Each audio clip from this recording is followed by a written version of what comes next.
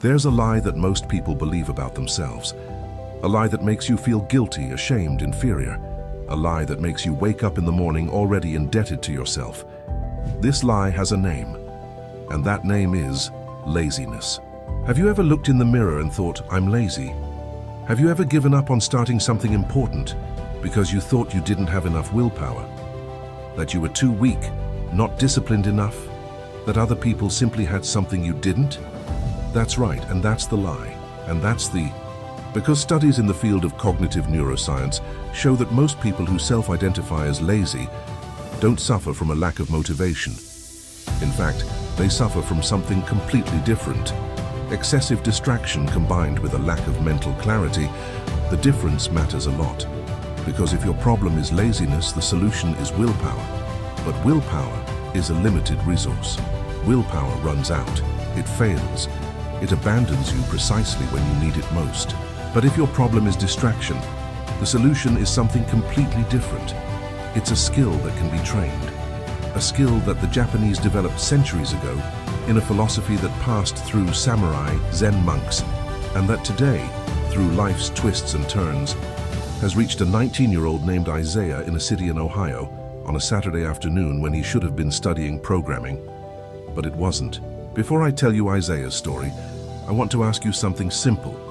If you're watching this video right now, it's because something in the title or thumbnail caught your attention. And if it did, it's because this topic resonates with you in some way. So do one thing. Subscribe to the channel, like this video, and comment below with a word that represents the biggest enemy of your concentration. It could be your cell phone, YouTube itself, social media in general, your thoughts. It could be anything. Just one comment. Thank you very much. Now back to the story. Chapter 1.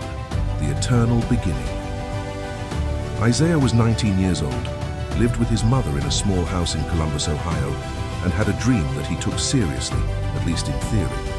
He wanted to be a programmer. It wasn't a vague dream, one of those that people have and forget. Isaiah thought about it all the time. He watched developer videos on YouTube. He followed startup profiles on Instagram. He read Twitter threads from founders telling their stories. He knew exactly what he wanted: to create an app, to work on a large project, maybe one day to found his own company. The problem was that Isaiah never got off the starting line. Perhaps you know exactly what that feeling is like. Every week he would schedule it. Monday it's going to start, this time it will. He would sign up for a course, open his laptop, put a bottle of water on the table, but that's where the cycle began. Before studying, he would think, wait, let me tidy the table first. He would tidy it, then let me take out the trash because I can't concentrate with a full trash can. He would take it out. Before I start, let me put out the dog's food because they'll be staring at me and I won't be able to focus. He would put it out. 30, 40 minutes passed. The table was set. The trash was out. The dogs were eating. And Isaiah still hadn't clicked in the first lesson. When he finally sat down, his mind was already tired, not from studying, from the effort of avoiding studying. Then the first distraction came easily. He opened the course, saw the index, and the index had 50 lessons. 50 lessons. Where to begin? Go in order. Go straight to the language. Do the theory first. But which theory? Python or JavaScript? Back-end or front-end? What if he starts the wrong way and wastes time? Doubt was paralyzing, and when doubt paralyzed, YouTube appeared. I'm just going to watch a quick video to help me decide where to start. The video featured a programmer explaining the best programming languages for beginners. It made sense to watch, right? It was about programming, it was technical, it was productive. But in reality, that wasn't productive. At that moment, it was an escape disguised as productivity. Isaiah would watch that video for 40 minutes. Then I'd watch the next one, then another. And suddenly it was 2 in the afternoon. He hadn't written a single line of code, but he felt busy. He felt like he'd been studying because he was consuming content on the subject. This trap has a name. Psychologists call it active procrastination, or sometimes productive procrastination. The person thinks they are learning, researching, preparing, but in practice, they are just avoiding the real task. They are stuck in the eternal beginning, that comfortable place where you are always about to start but never actually begin. And the worst part? Isaiah thought he was lazy because of it. Every night before going to sleep, he would take stock. Another day wasted, I'm lazy, I have no discipline, others can do it, I can't. Maybe this dream isn't for me. This thought grew stronger, week after week, month after month. The dream became smaller in his mind, the guilt grew stronger. Until one Saturday afternoon, something different happened. Chapter 2. The video that changed everything. It was Saturday. Isaiah had promised himself that this weekend would be different. He had left his cell phone in the bedroom, put his laptop on the kitchen table, and opened the Python course. 20 minutes later, it was on YouTube. It wasn't a conscious decision. It was automatic. His hand went to his phone, his thumb opened the app, the algorithm showed him a video. He clicked before he realized he had clicked. But this time, the video was different. The thumbnail showed a Japanese man with glasses and a serious expression, and the title said something about how most people who think they're lazy are wrong. Isaiah wasn't the type of person who usually stopped to watch philosophical videos, but something about the title resonated strongly with him, because it was exactly what he thought of himself. He clicked. The man's name was Fabio Akita, a programmer for over 20 years with a long career in the world of technology. And Akita wasn't talking about programming languages. He was talking about the mind. Akita said something that Isaiah had never heard so clearly before. He said there's a huge difference between not wanting to do something and not being able to do it. Laziness is not wanting to. But most people who consider themselves lazy actually want to. These people really want to. Their problem isn't motivation. It's that their minds don't have enough stability to sustain an action long enough to produce results. And then Akita spoke a word that Isaiah had never heard before. Fudōshin. Chapter 3. The mind that does not move. Fudōshin. The meaning of this word would be something like a mind that doesn't move. It is not a rigid mind. It is not a cold or unemotional mind. It is a mind that is not swayed. The concept originates from Japanese martial arts, especially Kendo and Bushido, the samurai code. A warrior with Fudōshin could be in the midst of combat, with the enemy shouting, the environment chaotic, the danger real, and his mind would remain stable. Make no mistake, a warrior feels fear like any other human being, but fear does not dictate his actions. Akita explained that in the modern world, the enemy doesn't use swords. The enemy uses notifications, they use autoplay. They use that video that appears in the corner of the screen when you're trying to work, and most people don't have Fudōshin. Their minds are moved by anything. A noise, a notification, a random thought, a suggested video, and their attention goes, without resistance, without even realizing it. Isaiah was watching this and feeling something strange. It was recognition. It was the feeling of finally having a name for something he was experiencing, but didn't know how to describe. Because his problem was never laziness. It was never a lack of willpower. The problem was that his mind was too easily moved. Anything would move him. Doubt about where to begin would move him. The discomfort of not understanding immediately would move him. The suggestion of a video would move him.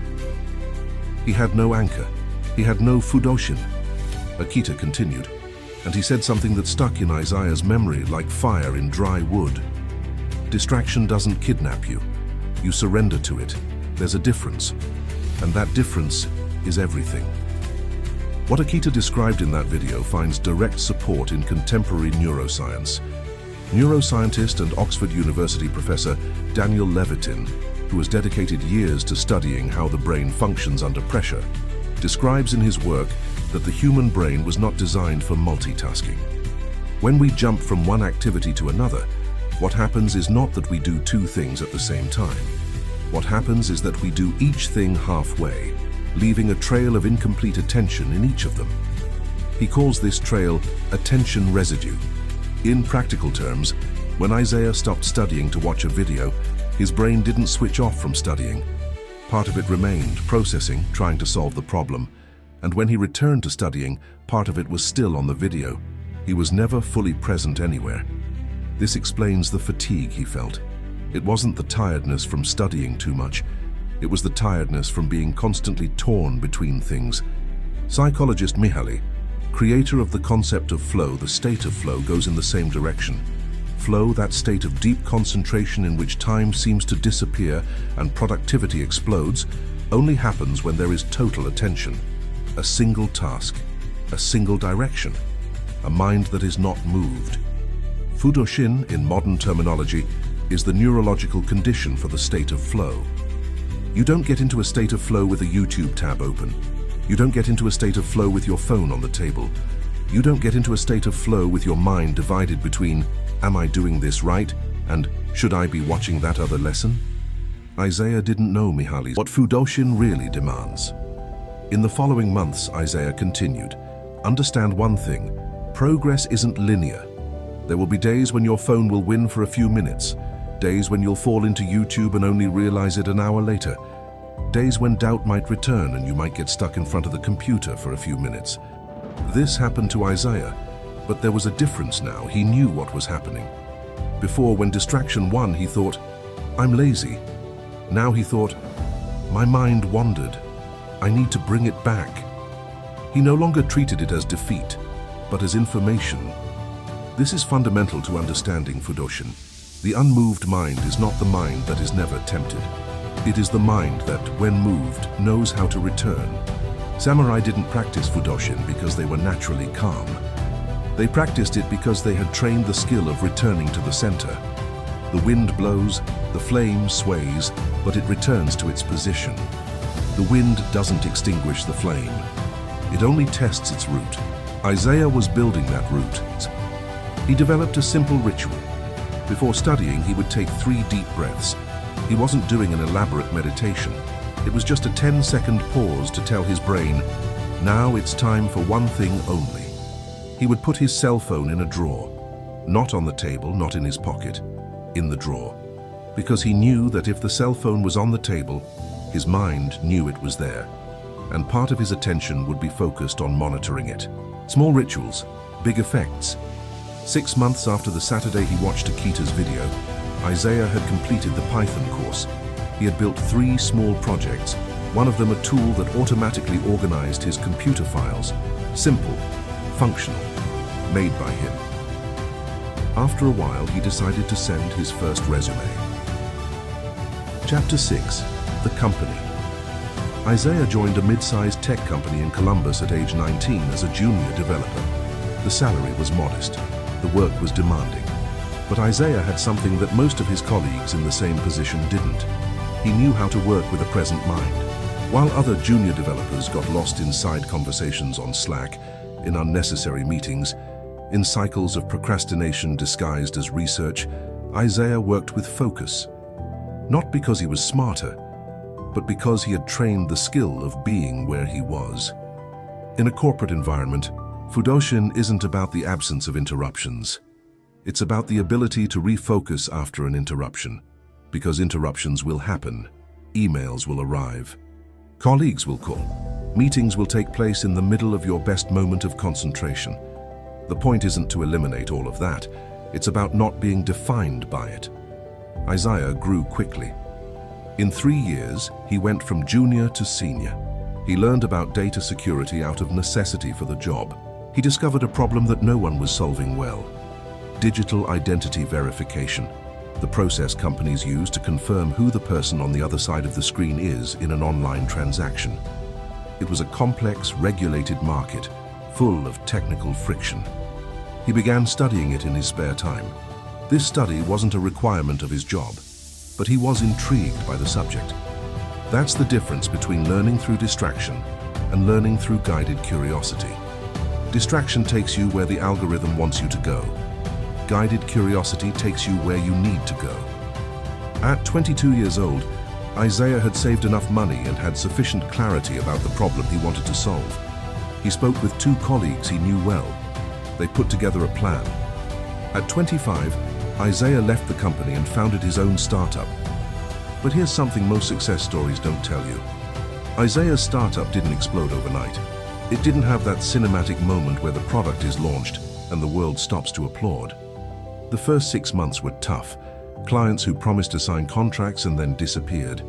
Bugs that appeared at the worst possible time. Money going out faster than it came in. And do you know what was the greatest Fudōshin test of Isaiah's life? It wasn't any of the external problems, it was the inner whispering. The whisper that said, maybe you made a mistake. Maybe you should go back to the safety of your job. Maybe you're not the type of person who can do this. That whisper appears to every founder, to every artist, to every athlete in the midst of their toughest training. It's the moment when the mind wants to move away from the discomfort. And that's exactly where Fudōshin shows his true worth. Because Fudōshin is not unwavering confidence or absolute certainty. It is the ability to feel fear, to feel doubt, to feel weariness, and not be swayed by these things. It is the difference between observing thought and being thought. Isaiah watched. He did not obey. Chapter 7. What he built. Today Isaiah is 27 years old. His company, focused on cybersecurity and identity verification, serves dozens of corporate clients. Their technology helps companies confirm who their users are in real time, reducing fraud and simplifying processes that previously took days. But what matters most in this story is not the size of the company. That's what Isaiah did with what he earned. His mother no longer works. Isaiah takes care of her. His cousin, who was on the wrong path, without direction or prospects, joined Isaiah's company as an intern. He's learning, he's growing. Other young people in the neighborhood where Isaiah grew up saw that it was possible. Fudōshin didn't just create a company, he created a man who was present in his own life. And it all started on a Saturday afternoon with a 19-year-old who should have been studying, but wasn't. He stumbled upon an unexpected video, heard a word he didn't know, and decided for the first time to stop calling himself lazy. So what did Isaiah learn? What can you take away from this? First point, you're probably not lazy, you're distracted. And there's a huge difference. Laziness is not wanting to do something. Distraction is wanting to, but having your mind wander before you even get there. Second point, Fudōshin is not a personality trait, it's a skill. And skill is trainable, and training starts small. A timer, a task, a drawer with your cell phone inside. You don't need to change your entire life today. You need to do one thing with your mind present. Third point, the enemy is not YouTube, it's not the cell phone, it's not the noise outside. The enemy is the absence of an internal anchor. When you have Fudōshin, the cell phone can be on the table and the mind won't wander. When you don't have it, it doesn't even need to be on the table. The mind wanders on its own without needing an invitation. Fourth point, productive procrastination, that trap of doing things related to the goal but avoiding the main task, is perhaps the most sophisticated form of self-sabotage. You feel busy, you think you're making progress, but you're at the eternal beginning, that comfortable place from where nobody gets anywhere. And fifth point, the most important moment is not when you start with energy and motivation. It's when your mind wants to wander and you decide to stay. That moment, repeated 1,000 times, is what builds Fudōshin. It's what built Isaiah. The question that remains for you is simple. In which task today can you practice not moving? Think about this and take action today.